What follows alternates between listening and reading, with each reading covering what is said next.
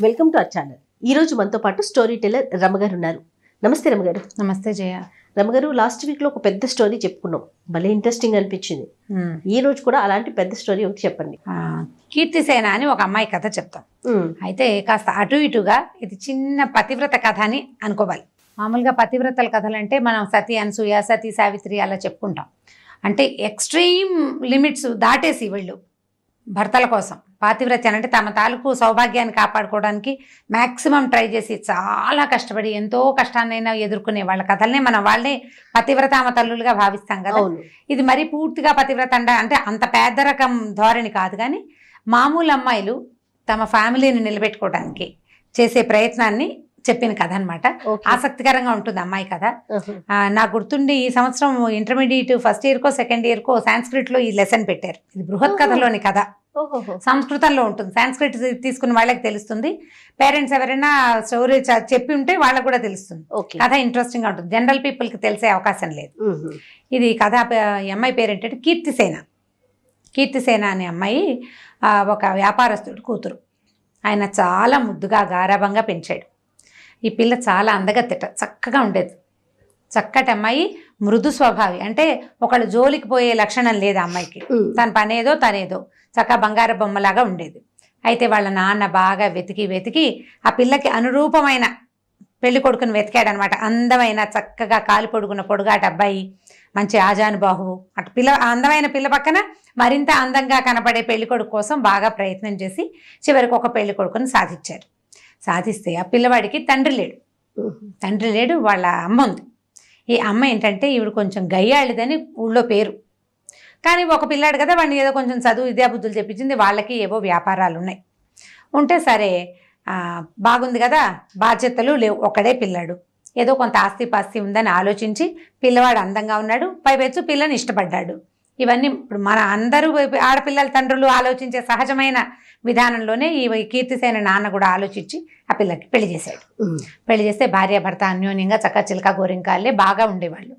ఈ అత్తగారికి కొంచెం లేత వయసులోనే భర్త చనిపోయాడు. ఆవిడకి కోడలు కొడుకు అన్యోన్యంగా ఉంటే ఆవిడకి ఏం పెద్ద నచ్చేది కాదు.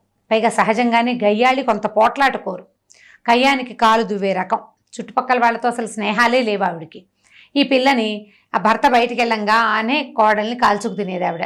ఏదో ఒకటి అంటాం, తిట్టడం, ఒట్టి పుణ్యానికి ఏదైనా పని నాకు చేత కాదు అనగానే నువ్వు చేసి తీరాల్సిందేనని మొండికెత్తి పని చేయించడము, ఇలా బాగా ఏడిపించుకు తినేది.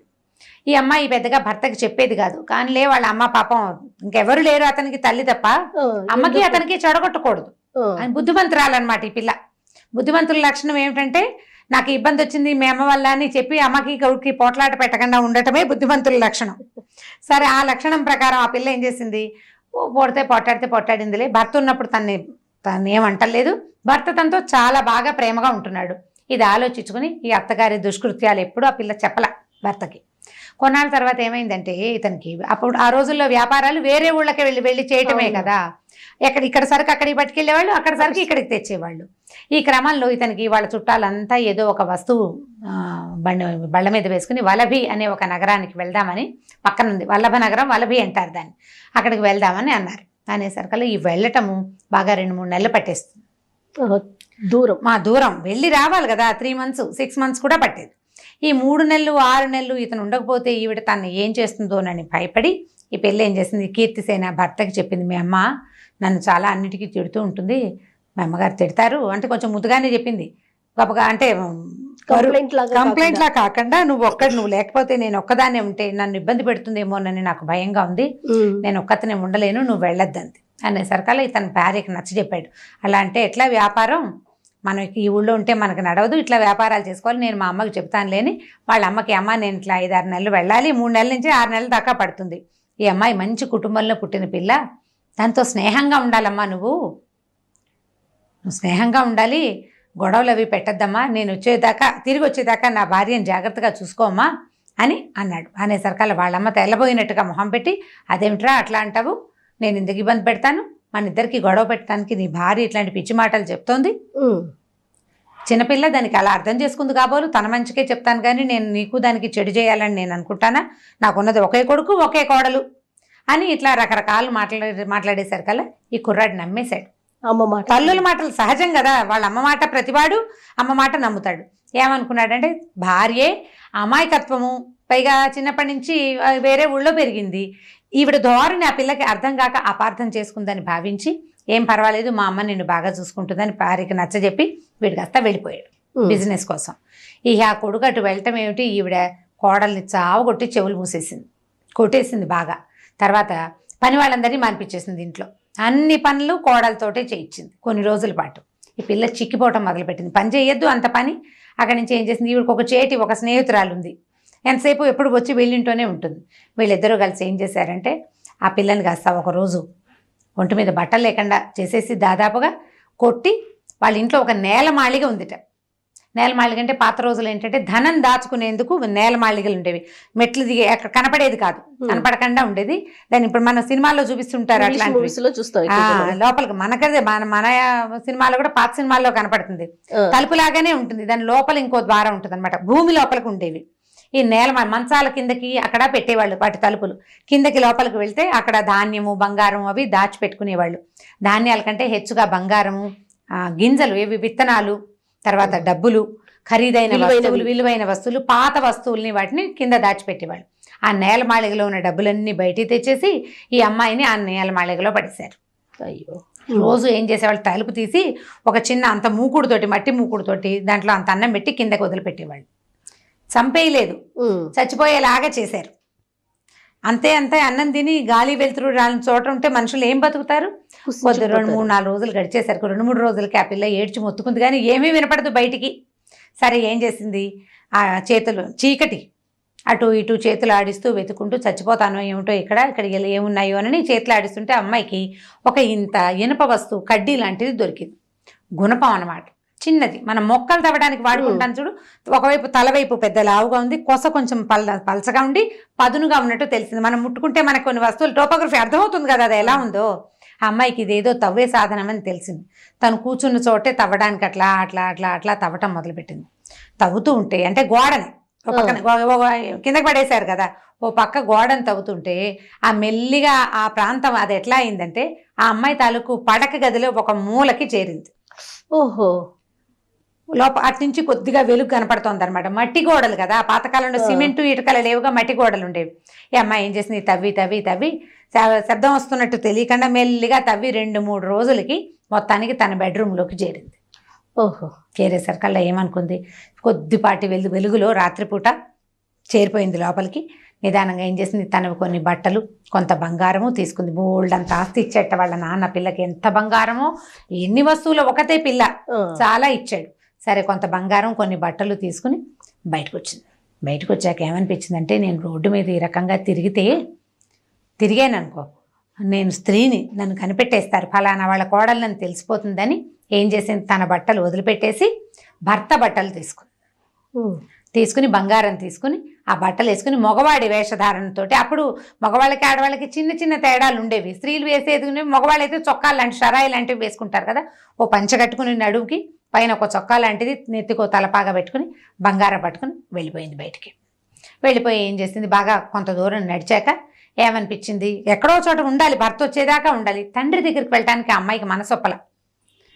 అంటే ఇప్పుడు పుట్టిళ్ళకి చేరకూడదని పాత కాలపు వాళ్ళ ఉద్దేశం అనమాట. ఏదైనా ప్రాబ్లం రాగానే అమ్మా నాన్న వైపు చూసి పరిగెత్తేస్తాం మనం. ఇప్పుడు మన పరిస్థితులు అవి. అవును. ఈ పాత రోజుల్లో ఈ చెడి పుట్టిళ్ళు చేరకూడదు అనేది ఒక సూత్రం. కష్టాల్లో ఉన్నప్పుడు అస్సలు వెళ్ళకూడదు, పరువు ఉండదని. మనం ఇలాంటి పాత సినిమాల డైలాగుల్లో మనకు వినపడతాయి. మాయాబజార్ సినిమా బాగా చూసిన వాళ్ళకి సుభద్రాదేవి చెడి పుట్టిళ్ళు చేరకూడదని ఏడుస్తుంది. చిన్నతనం, చులకనైపోతాం అన్నదమ్ములు అక్క చెల్లెళ్లలో, అందుకని వెళ్ళేవాళ్ళు కాదు. ఇప్పుడు ఒక పిల్ల ఉంటే ఏ చులకన లేదేం లేదు, ఒక పిల్లలు 2 పిల్లలే కదా, అప్పటికంటే సంసారాలు పెద్దవి ఉండేవి. ఈ అమ్మాయి ఏం చేస్తుందంటే భర్తను వెతుక్కుంటూ అతను వెళ్ళిన నగరానికి వెళ్ళిపోదలుచుకుంది. ఒట్టిగా ఏం వెళ్తామని ఒక వ్యాపారస్తుల బిడారు వెళ్తుంటే వాళ్ళని ఆశ్రయించింది. వాళ్ళు ఏమనుకున్నారు, ఈ అమ్మాయి చాలా అందగత్తి అని చెప్పాం కదా, మగవేషం వేసుకుంటే ఒక యంగ్ యాక్టివ్గా ఉన్న ఒక మగపిల్లాడు బాగా కనపడుతున్నాడు కదా, మీసాలు కూడా రాలేదు, ఇంకా లేతగా కనపడతారు. ఆడపిల్లలు మగవేషం వేసుకుంటే అదే కదా కనిపించేది. తప్పించుకోవడానికి ఆడవాళ్ళు మగవేషాలు, మగవాళ్ళు ఆడవేషాలు వేసేవాళ్ళని తెలుస్తోంది దీన్ని బట్టి. అక్కడి నుంచి వాళ్ళ దగ్గరికి వెళ్ళింది. వెళ్తే అతనేమన్నాడు, ఈ కుర్రాన్ని చూసి సరదా పడి, బాగున్నాడని మాతోటేముండు, ఏదో ఒక వ్యాపారం చేసుకుందు కానీ అని చెప్పాడు. ఏం చెప్పింది ఈ అమ్మాయి, నేను ఇంట్లో పోట్లాడి మా నాన్న వాళ్ళతో పోట్లాడి ఏదైనా వ్యాపారం చేసుకోవడానికి వచ్చేసానని అతన్ని నమ్మించింది. మరి ఏదో ఒక మాట చెప్పాలి కదా.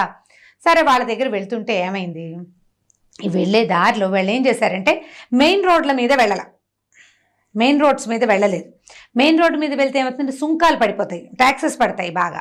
అందుకని వాళ్ళు ఏం చేశారు, కొన్ని అడవి మార్గాలు పట్టి కొన్ని అడవుల్లో నడుచుకుంటూ పోతారు. ఈ బళ్ళు అవి వేసుకుని ఒంటెలు అప్పట్లో అలాగే వెళ్ళేవి. ఒక బిడారు ఒక 20-30 మంది వ్యాపారస్తులు, ఓ 10-20 బళ్ళు, కొన్నిటి నిండా సరుకు, కొన్నిట్లలో మనుషులు వీళ్ళకి భోజనాలకు సరిపడా వస్తువులు వేసుకుని వ్యాపారాలకు పోయేవాళ్ళు. పెద్ద ఎత్తున వెళ్ళగలిగే వాళ్ళేమో ఓడల మీద వెళ్ళేవాళ్ళు. ఈ చిన్న ఎత్తున వ్యాపారం చేసుకునే వాళ్ళంతా ఒంటెద్దు బళ్ళు, 2 ఎడ్ల బళ్ళు, ఎడ్ల బళ్ళు మహా ఉంటే ఒక గుర్రం, ఓ 2 కుక్కలు అలా తీసుకుని వెళ్ళేవాళ్ళు కాపలాకి, అవసరానికి. అక్కడి నుంచి ఈ బిడార్లో వెళ్తోంది కదా, వీళ్ళు ఏం చేశారు, ఈ అడవి దారిలో వెళ్తున్నారు. వెళ్తూ ఉంటే ఈ అడవి దారిలో బాగా ముందుకెళ్ళాక వీళ్ళకి ఒక నక్క ఊళ్ళ వినపడింది. అదొక శకునం అనమాట. నక్క ఊళ్ళలు ఎక్కడ వినపడతాయి అంటే దొంగలు వచ్చే దారిలో నక్క ఊళ్ళ వినపడుతుందని శాస్త్రం అట. దాంతో వీళ్ళు హడిలిపోయి దొంగలు వచ్చేస్తున్నారు, పారిపోతుంది. ఎవరి దారిని వాళ్ళు పారిపోతే కనీసం ప్రాణాలైనా దొంగ వేదాలు అప్పట్లో ఏం చేసేవాళ్ళు, చంపేస్తారు. ఇప్పుడు వస్తువు తీసుకుని వీళ్ళని వదిలిపెడితే ఏదో బతుకు జీవుడా అని బతకచ్చు, మీద పడి చంపేస్తారు వాళ్ళు. ఒక్కొక్కళ్ళు బందిపోట్లు, వాళ్ళ క్రూరంగా ఉంటారు మనుషులు. దాంతో ఏ పక్కకి ఆ పక్కకి జనాలు పారిపోయారు. ఈ కీర్తిసేన అయ్యో దేవుడా, అత్తారింట్లో చావు ఎదురైందని రోడ్డు మీదకి వస్తే ఇక్కడ కూడా చావుగానే ఉంది, నేనేం చేతురా నాయనా అని ఏం చేసింది, ఆ పరిగెత్తుకుంటూ వెళ్తే ఓ పక్కన ఓ చెట్టు పక్కన ఒక గొయ్యి లాంటిది దొరికింది. అమ్మాయి కనపడేసరికి గభాలను ఆ గోతులోకి వెళ్ళి దిగిపోయి ఆ చుట్టుపక్కల ఆకులు అలమల మీదకి లాక్కుని అందులో రహస్యంగా కూర్చుంది. ఈ దొంగలు రానే వచ్చారు, దొరికిన వాళ్ళని ఒకళ్ళిద్దరిని కొట్టడం, తనటం, చంపడం చేసేసి ఈ వస్తువులన్నీ పట్టుకుని వెళ్ళిపోయారు వాళ్ళ దారిని వాళ్ళు. తెల్లారేదాకా ఆ గోతులోనే కూర్చుని అమ్మాయి అదృష్టం ఏ పామో తేలో రాలా, ఏ అడవి జంతువో రాలా. ఈ దొంగలు వచ్చిన హడావిడి హైరానికి జంతువులు వీళ్ళ దగ్గరికి రాలేదు. అదొక ప్లస్ పాయింట్ అనమాట. అక్కడి నుంచి ఈ అమ్మాయి గోతులోంచి లేచాక సరే ఏదో ఎక్కడికి వెళ్ళాలో తెలీదు, నడిచిపోతుంటే ఒక మునీశ్వరుడు కనపడి ఎవరమ్మా, ఎవరినైనా ఏమిట్రా నాయన సంగతి అని అడిగితే, రాత్రి ఇట్లా వచ్చామండి, దొంగలు మా వెంట పడ్డారు, ఏదో దాక్కున్నానంటే ఆయన ఏం చేశాడని కమండలంలో కాసిన నీళ్లు ఉన్నాయి, ఆ నీళ్లు చెంబు కమండలం అయితే మంచినీళ్ళు తాగిన ఆయన అని ఇస్తే ఆ నీళ్లు తాగి, అమ్మాయి ఆహారం లేదు ఏమీ లేదు, ఇప్పుడు నీళ్లు తాగినా కనీసం నయమే కదా ఏ తిండి లేనప్పుడు, ఆ నీళ్లు తాగి మెల్లిగా దారి పట్టింది. వలభీ నగరానికి దారి పట్టింది, భర్త వెళ్ళిన నగరానికి అనమాట. ఆయన దారి చూపించాడు ఇలా వెళ్ళమని. అలా వెళ్తుంటే ఏమైందంటే ఒక చెట్ల తోపు, పోడన్ని మామిడి చెట్లు, జామ చెట్లు, ఈ చెట్లు చాలా ఉన్నాయి. ఆ లోపల ఒక గుడిసె లాంటిది కూడా కనపడింది. ఈ అమ్మాయి ఏం చేసింది, ఆ తోటలోకి ప్రవేశించి పోయి ఆ గుడిసెలాగా ఉన్న దాంట్లో ఎవరు మనుషులు లేరు, అంటే తోటమాలీలు కాపలా కోసం వేసుకున్నదనమాట. ఇప్పుడైతే లేవు, పళ్ళు గిళ్ళు లేవు చెట్లకేమీ.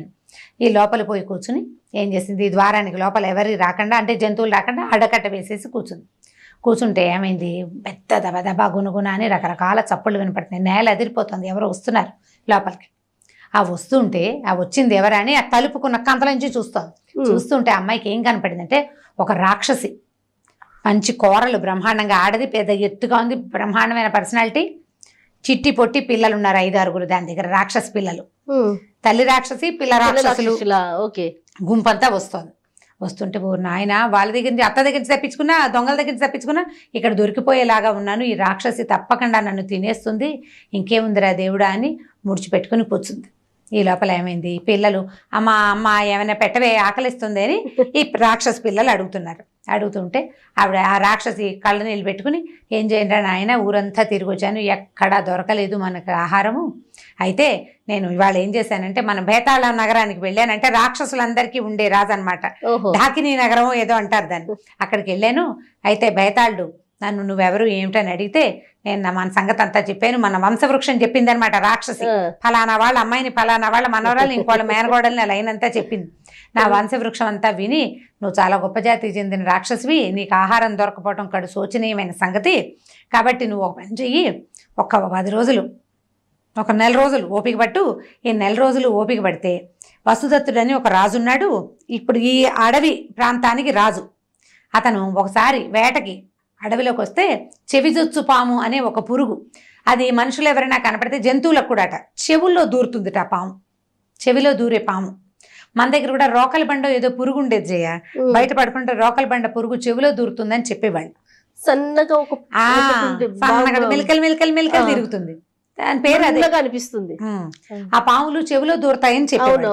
ఈ చెవిలో దూరిన ఒక పామట అడవిలో చెవిలో దూరిపోయింది. 100-150 పిల్లలు పెట్టింది అతన్ని తల్లో బుర్రలోకి వెళ్ళిపోయి. దాంతో విపరీతమైన శిరోవేదంతో రాజు మరణాసన్నుడిగా ఉన్నాడు. అతను చచ్చిపోతే అతన్ని నువ్వు మాయోపాయంతో అతని శరీరాన్ని తెచ్చేసుకో, నువ్వు నీకు 6 నెలలకు సరిపడా ఆహారం దొరుకుతుంది అని చెప్పాడు. బేతాళుడు అని చెప్పాడు. 4 రోజులు ఓపిక పట్టండి రా నాయన, దొరికిన కాయా కసరు తినండి, నరమాంసం కనుక దొరికితే మనకు 6 నెలల ఆహారానికి సరిపోతుంది, వీళ్ళకి నరమాంసం కావాలి అని చెప్పింది. చెప్పేసరికల్లా పిల్లలు అన్నారు, అంటే ఆ బేతాళుడు ఏం చెప్పంటే ఎవరు నయం చేయకపోతే వాడు చచ్చిపోతాడు అని. పిల్లలు అన్నారు, అమ్మా ఎవరో ఒకళ్ళు నయం చేస్తే ఎలాగే అని అడిగారు. అడిగేసరికల్లా ఎవరు నయం చేస్తారా, అది చాలా కష్టమైన సంగతి, అంటే ఎలా నయం అవుతుందో చెప్పు అని పిల్లలు తల్లిని అడిగారు. జనరల్గా పిల్లలకి అలా క్వశ్చన్లు ఉంటాయి కదా, ఏమిటో చెప్పు చెప్పు అంటారు. చెప్పమనేసరికల్లా ఏముంది, ఆ రాజుకి బాగా ఆవు నెయ్యితో తలంటి పోసి తలంటి బాగా నెత్తి మసాజ్ చేసి ఎండలో కూర్చోబెట్టాలి సాయంత్రం దాకా. తర్వాత చెవిలో ఒక వెదురుగొట్టాన్ని పెట్టి ఆ గొట్టం తాలూకు 2వ భాగాన్ని చల్లటి నీళ్ల మూకుడులోకి కనుక పెడితే పగలల్లా నెయ్యి రాసి ఎండలో పెడితే కాకెక్కిపోతుంది, తల వేడెక్కుతుంది కదా, ఆ వేడికి బెదిరిన పాములు చల్లదనం కోసం చెవి ద్వారా కుండలోకి వచ్చేస్తాయి అని చెప్పింది. ఎవరు చేస్తారా, ఎలాగో ఆయన చచ్చిపోతాడు, మనం తెచ్చుకుందాంలే, ఇవాళకి పడుకోండి, మనం అప్పుడు హ్యాపీగా తినచ్చు, ఇవాళకి పడుకోండి అని నిద్రపుచ్చేసింది. సరే వాళ్ళంతా నిద్రపోయారు. కీర్తిసేన అనుకుంది తెల్లారేదాకా ఇక్కడ కూర్చుంటే తెల్లారినాక చీకటి పడేసరికి రాక్షసులు చేరతారు, తెల్లవారేసరికి వెళ్ళిపోతారు వాళ్ళు, ఎవరికి కనపడకుండా. అంటే ఇలా మనుషులు తిరిగే ప్లేసుల్లో ఉండరు అనమాట. అందుకని రాత్రిళ్ళు నిశాచరుల కాలం ఉంటారు. మనం రాత్రిపూట తిరుగుతుంటే ఊళ్ళలో అలా నిశాచరులాగా ఎన్నిట్లా తిరుగుతున్నారని. సరే తెల్లవారేదాకా కూర్చుంటే తెల్లారుజామునే వెలుగు వచ్చేసరికల్లా రాక్షసి పిల్లలందరినీ తలా సంకనం వేసుకుని, అంటే కొంతమంది సంకనం వేసుకుంది, కొంతమంది నెత్తికెక్కించుకుంది, ఒకళ్ళిద్దరిని చేతులు పుచ్చుకుని కదా దాని పద్ధతి ప్రకారం అది పిల్లల్ని పుచ్చుకుని వెళ్ళిపోయింది బయటికి. వెళ్ళంగానే కీర్తిసేన ఏమనుకుందంటే ఈ వసుప్రదుడు అనే రాజు, ఆ అరణ్యం కూడా అతనిదే, మొత్తం ఆ ప్రాంతం అంతా అతను చాలా మంచివాడు పాపం, ఉత్తముడు, ఇక్కడికి వచ్చిన వాళ్ళ దగ్గర తక్కువ సుంకాలు తీసుకునే మంచి రాజు అనమాట అతను. సరే ఆ రాజుని సేవ్ చేద్దాం, మనకు తెలిసింది కదా అనుకుంది.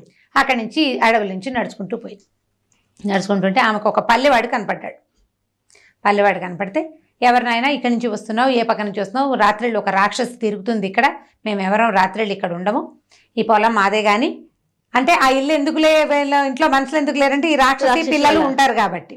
చెప్పేసరికల్లా ఇతని అమ్మాయి ఏమంది, నేను వేరే ఊరు నుంచి వస్తున్నాను, చెట్టెక్కి పడుకున్నాను, సరే తెల్లారేక దిగి వస్తున్నాను, ఇదేం ఊరు అని అడిగితే ఇది వసుప్రదుడు అనే రాజుగారి పాలనలో ఉన్న అరణ్యం అని చెప్పాడు. చెప్పేసరికల్లా రాజు కూడా పాపం ఒంట్లో బాగుండలేదు, ఆయన మరణాసన్నుడుగా ఉన్నాడు, చాలా తీవ్రమైన అనారోగ్యంతో మా రాజు చాలా బాధపడుతున్నాం, మేము చాలా గొప్పవాడు అతను అని చెప్పేసరికల్లా ఆ నొప్పికి వైద్యం నా దగ్గర ఉంది, నేను ఆ వైద్యం చేయగలను, నన్ను అక్కడికి ప్రవేశపెట్టమని కీర్తిసేన ఆ పల్లెవాడిని అడిగింది.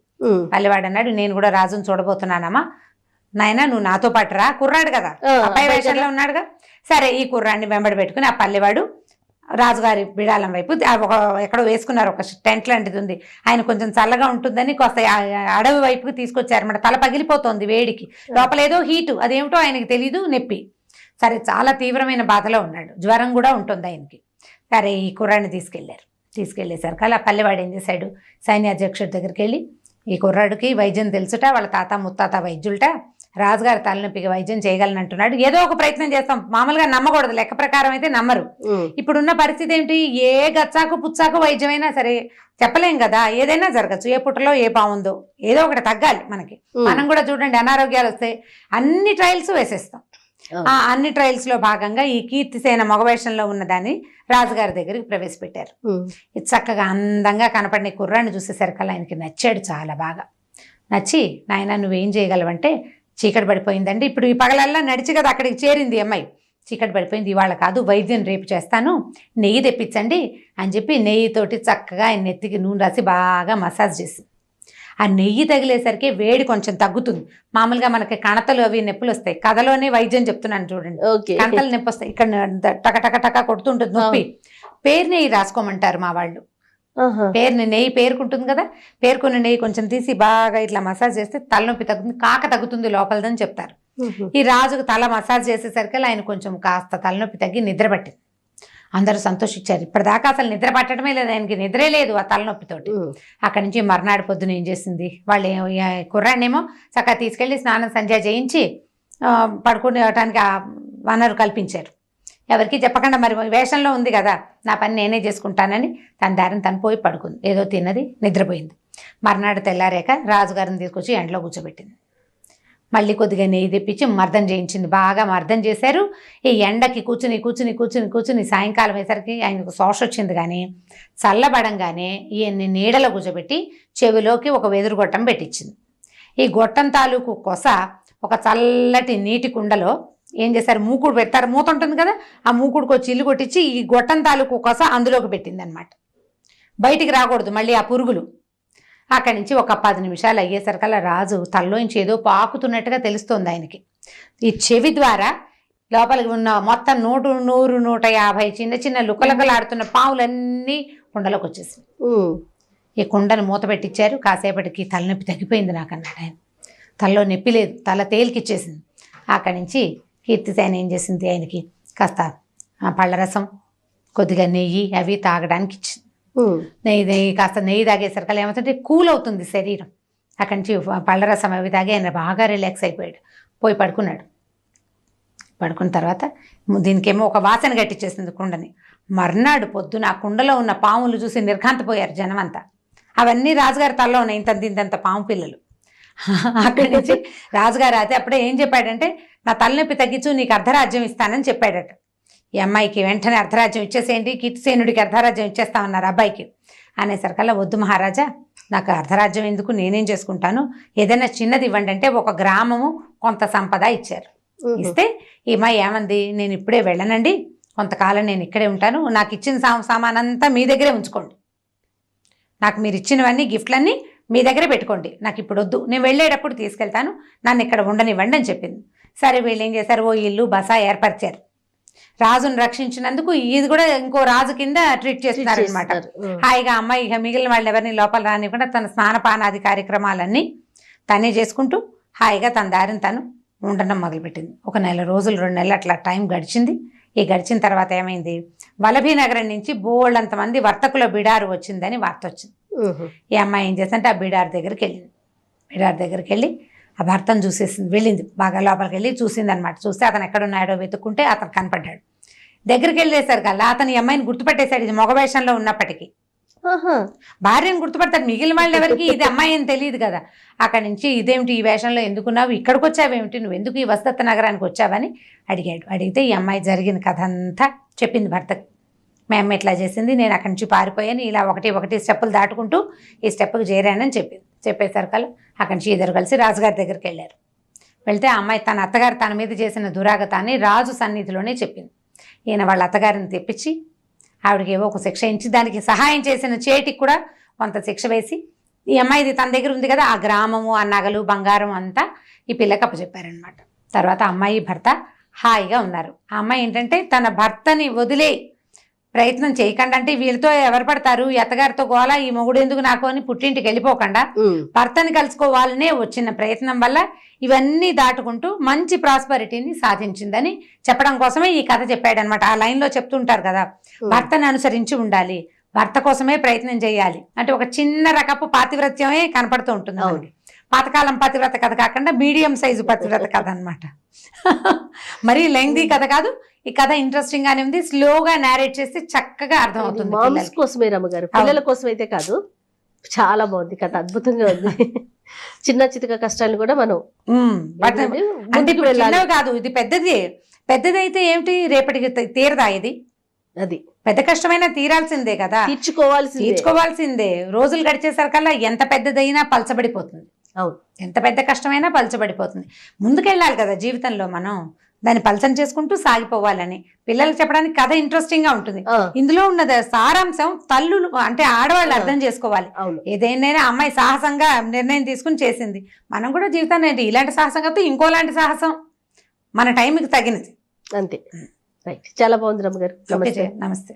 ఈ వీడియో కనుక మీకు నచ్చినట్లయితే లైక్ చేయండి, షేర్ చేయండి. మరిన్ని వీడియోస్ కోసం మా ఛానల్ ని సబ్స్క్రైబ్ చేసుకోండి.